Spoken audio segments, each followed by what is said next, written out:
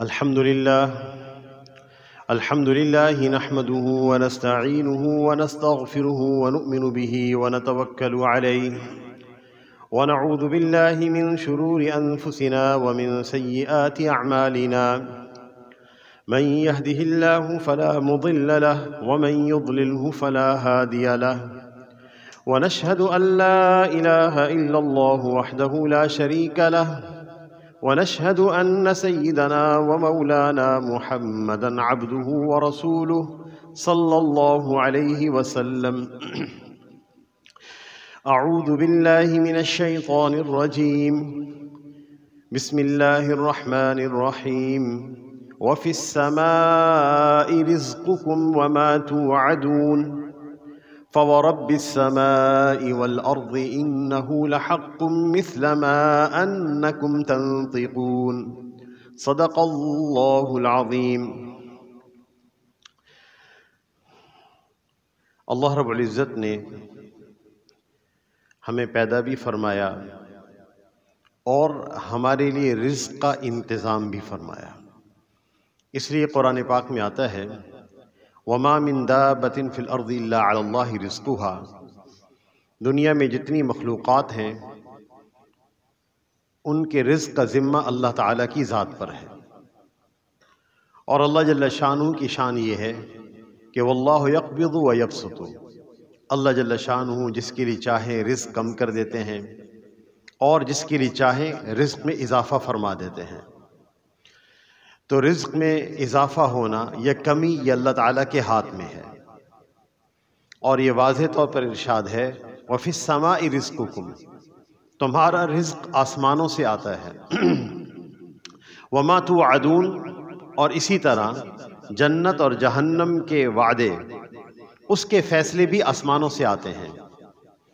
فَوَرَبِّ السَّمَاءِ وَالْأَرْضِ، اور یہ بات اس طرح یقینی ہے، آسمان اور زمین کے رب کی قسم اِنَّهُ لَحَقٌّ مِثْلَ مَا أَنَّكُمْ تَنطِقُونَ، جیسا تمہارا بولنا یقینی ہے۔ تو رزق کے فیصلے آسمانوں سے آتے ہیں۔ اللہ تعالیٰ چاہیں کسی کے رزق میں کمی کر دیتے ہیں اور چاہیں تو کسی کے رزق میں اضافہ کر دیتے ہیں۔ ہم میں سے بہت سارا مجمع ایسا ہے کہ جو رزق کی تلاش میں اس کے بڑھانے کی کوشش میں مسلسل لگا ہوا ہے، لیکن رزق میں جو برکت ہوتی ہے، یعنی حقیقی پائیداری اور اس میں اضافہ، اور پھر ایسی برکت جو اللہ کے خاص فضل کے ساتھ ہوتی ہے جس سے بندوں کی ضرورتیں پوری ہو جاتی ہیں، اس رزق کی برکت کے اسباب کی طرف توجہ نہیں ہے۔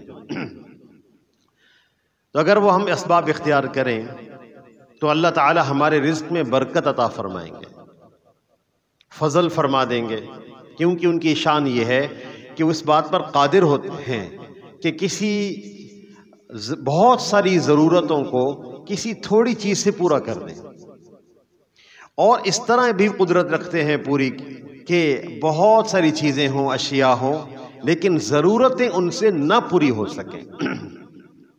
اس لیے ہم سب اس بات کے محتاج ہوتے ہیں کہ اللہ ہمارے رزق میں ہمیں اپنی برکت عطا فرمائے، ہمارے رزق میں اللہ کا فضل شامل ہو، ہمارے رزق میں پائیداری ہو اور اضافہ ہو۔ تو برکت کے اسباب میں سے سب سے پہلا بنیادی سبب یہ ہے کہ بندہ رزق حلال کمائے، حرام نہ کمائے۔ سب سے بنیادی سبب یا ایھا الذین آمنوا، اے ایمان والو، کلوا من طیبات ما رزقناکم، کہ جو پاکیزہ چیزیں ہم نے تمہیں دی ہیں اس میں سے کھاؤ، حلال کھاؤ، حرام نہ کھاؤ۔ رزق کمانے میں اور تجارت میں، اقتصاد میں جس حرام کی طرف زیادہ توجہ ہے یا زیادہ مشغولی ہے، یا وہ چیزیں ہمارے سسٹم کا حصہ بن گئی ہیں، ان میں سے ایک سود بھی ہے اور ربا بھی ہے۔ اس کے بارے میں قرآن پاک میں آتا ہے الذین یأکلون الربا، جو لوگ سود کھاتے ہیں، اللہ تعالیٰ نے اس کی دنیاوی اور اخروی نقصان بیان کیے۔ دنیاوی نقصان بھی ہوتے ہیں، اخروی نقصان بھی ہے۔ سود یا ربا کی تعریف کی جائے تو اس کی آسان تعریف یہ ہوتی ہے کہ ربا ہر اس زائد یا اضافی نقدی یا رقم کو کہتے ہیں جو کسی قرض پر طے کر کے وصول کی جائے. کسی کو قرض دیا، اس سے طے کر لیا جائے کہ یہ قرض تم نے واپس کرنا ہی ہے، اس پر یہ زائد رقم بھی دینی ہے. اس کی آسان تعریف، اس کی کئی شکلیں مروج اور رائج پذیر ہیں ہمارے ہاں.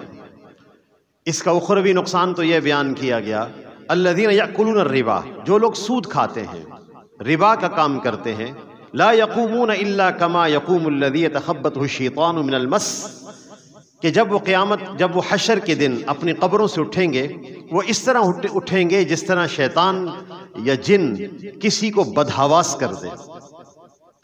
شیطان اور جن جب کسی کو بدحواس کر دیتے ہیں تو آدمی مجنون ہو جاتا ہے، ہذیان بکتا ہے، بکواس کرتا اپنی زبان سے جس کا کوئی معنی نہیں ہوتا.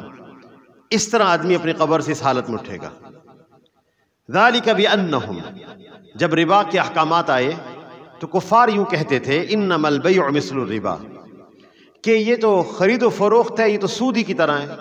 جس طرح ہم جس طرح تجارت کے اندر ہم اشیاء بیچتے ہیں، مال تجارت بیچتے ہیں اور اس کے بدلے میں چیزیں خریدتے ہیں یا نقد لیتے ہیں، تو سود بھی تو ایسے ہی ہے. ان دونوں میں فرق کیا ہے؟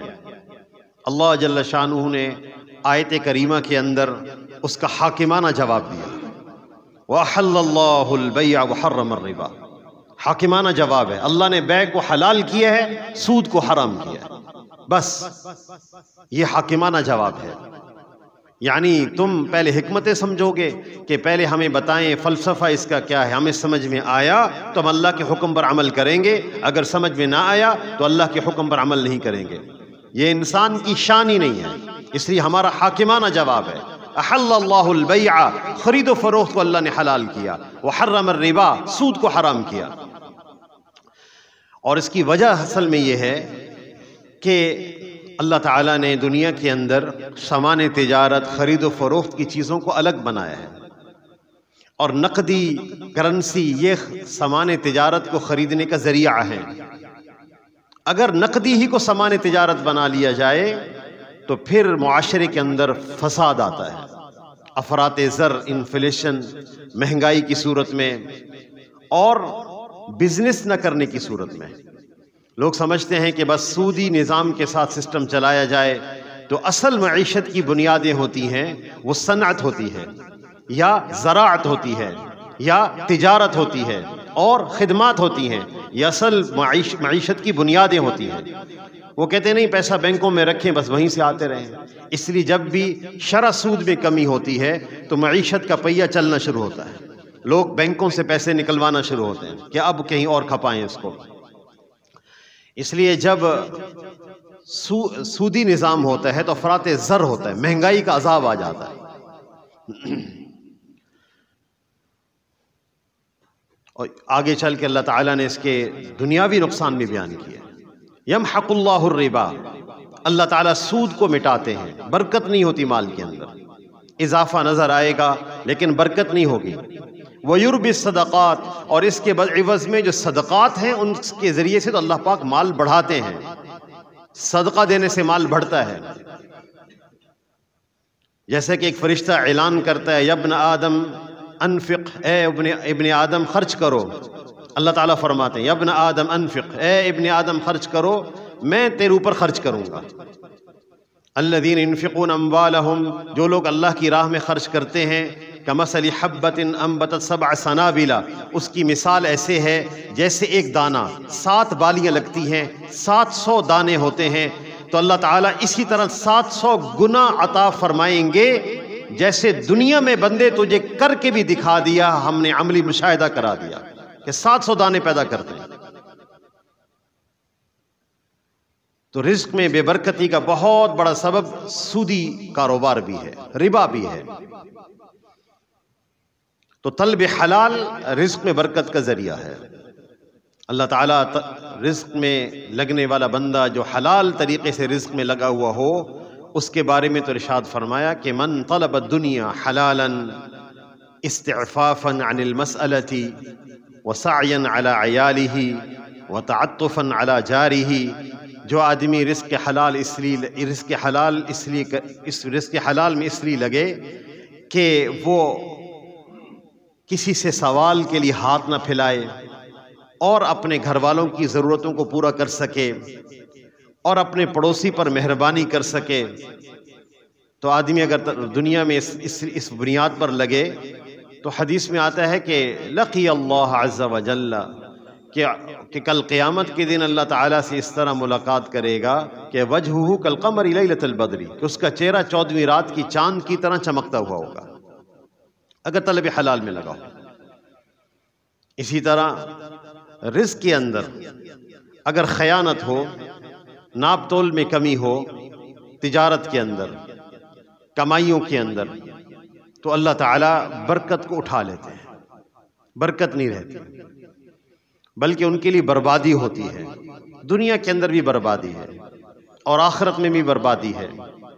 ہر چیز کے ناپ تول اور اس کے مقیاس اور اس کے میزان مختلف ہوتے ہیں ہر کاروبار کے اندر، اس لیے فرمایا ویل للمطففین، بڑی بربادی ہے ان ناپ تول میں کمی کرنے والوں کے لیے، الذین اذا اکتالوا علی الناس یستوفون، جب وہ لوگوں کو ناپ کر دیتے ہیں، تو جب لوگوں سے ناپ کر لیتے ہیں تو پورا پورا وصول کرتے ہیں، وَإِذَا كَالُوهُمْ أَوْ وَزَنُوهُمْ يُخْسِرُونَ، جب لوگوں کو وزن کر کے دیتے ہیں تو ناپ تول میں کمی کر دیتے ہیں۔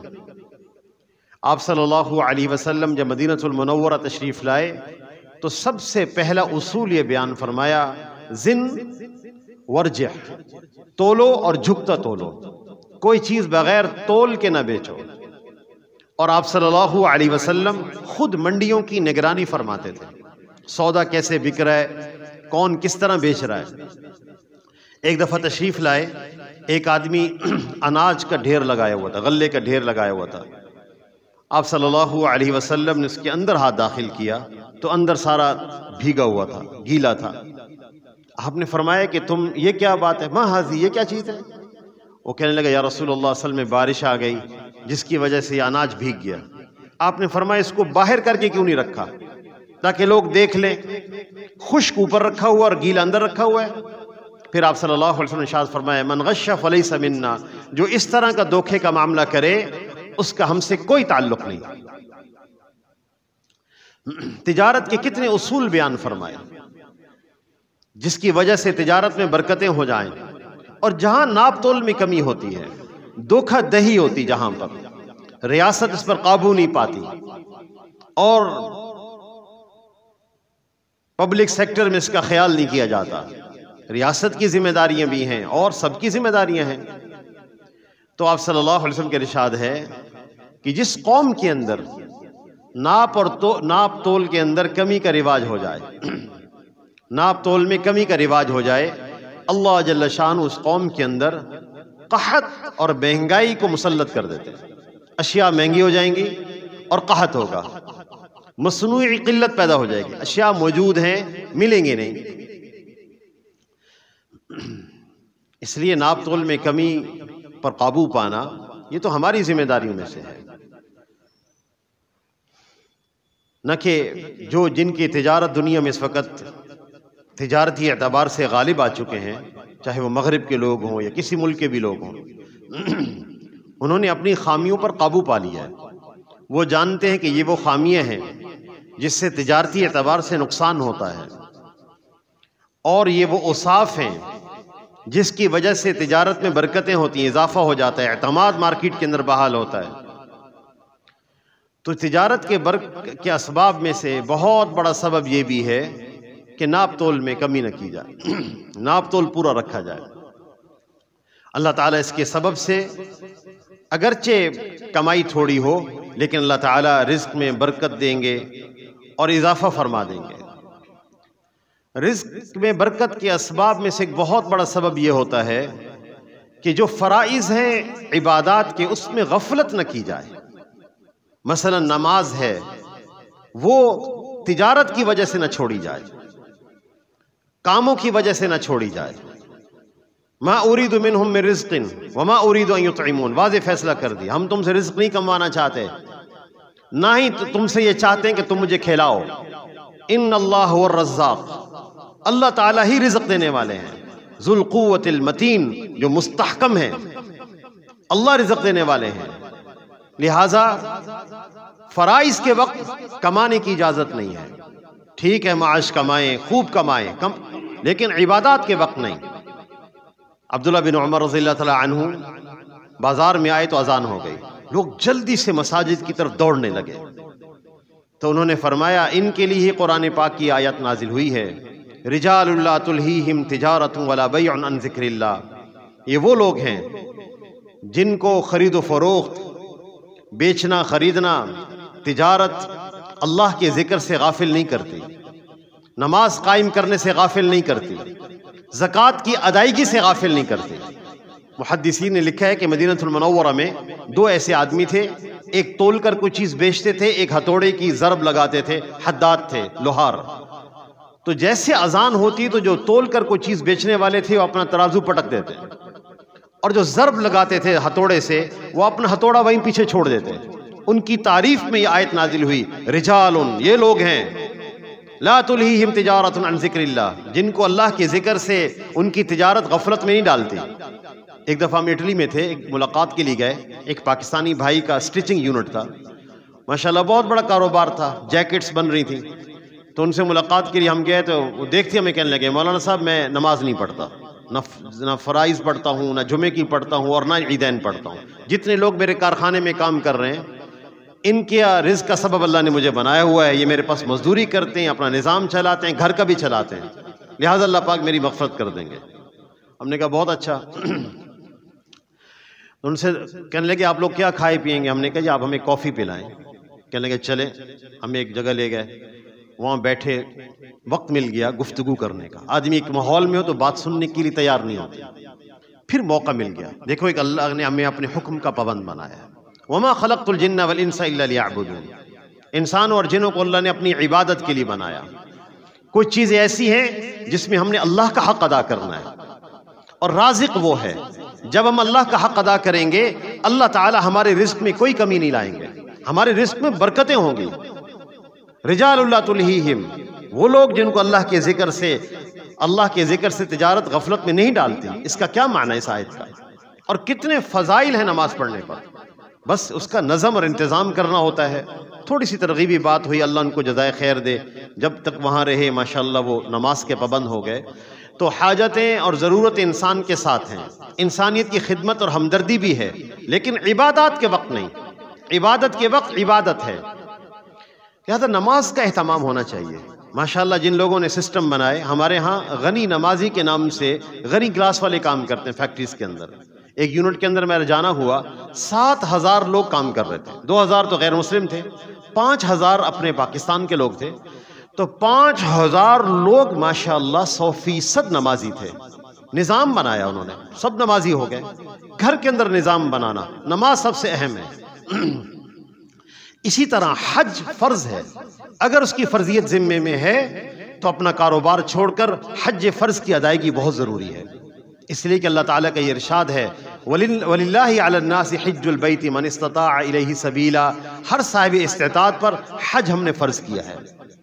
وَمَنْ كَفَرَ، اور جس نے استطاعت کے باوجود حج نہ کیا اس کو اللہ تعالیٰ نے بڑے سخت الفاظ سے تعبیر فرمایا. جس نے کفر کیا فَإِنَّ اللَّهَ غَنِيٌّ عَنِ الْعَالَمِينَ، اللہ تمام جہانوں سے بے پرواہ ہے. اسی وجہ سے آپ صلی اللہ علیہ وسلم نے اس آیت کی تفسیر میں بیان فرمایا کہ جو شخص استطاعت کے باوجود حج نہ کرے وہ چاہے یہودی ہو کے مرے یا نصرانی ہو کے مرے. اس سے معلوم ہوتا ہے استطاعت کے باوجود حج نہ کرنے سے انسان ایمان کے خطرہ ایمان میں ہوتا ہے، کہیں ایمان سلب نہ ہو جائے. اس لیے فرائض کو چھوڑنے کی اجازت نہیں. کاروبار بھی ہوگا، فرائض بھی پورے ہوں گے.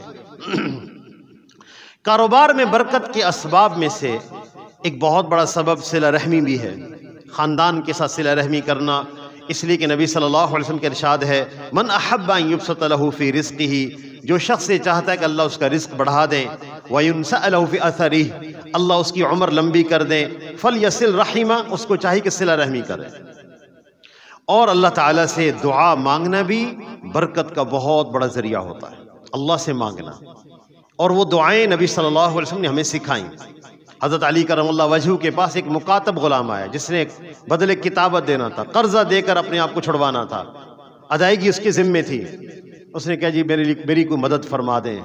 فرمانے لگے میں تمہیں چند ایسے کلمات نہ سکھاؤں جو حضور صلی اللہ علیہ وسلم نے مجھے سکھائے کہ جس آدمی پر قرض ہو اس کی ادائیگی اس کے ذمے ہو، اگر وہ یہ دعا مانگے تو پہاڑوں کے برابر بھی قرض ہو تو اللہ تعالیٰ اس کا چکا دیں گے۔ فرمانے لگے ضرور سکھائیں۔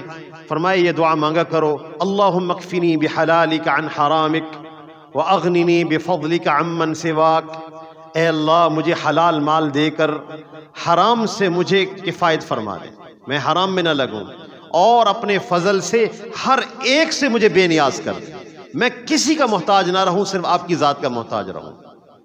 اور دعا سکھائی، وضو کے درمیان جو دعائیں مانگی جاتی ہیں ان میں ایک دعا یہ ہے، اللہم بارک لی فی رزقی، اے اللہ میرے رزق میں برکت عطا فرما، اللہم بارک لی فی رزقی، اے اللہ میرے رزق میں برکت عطا فرما۔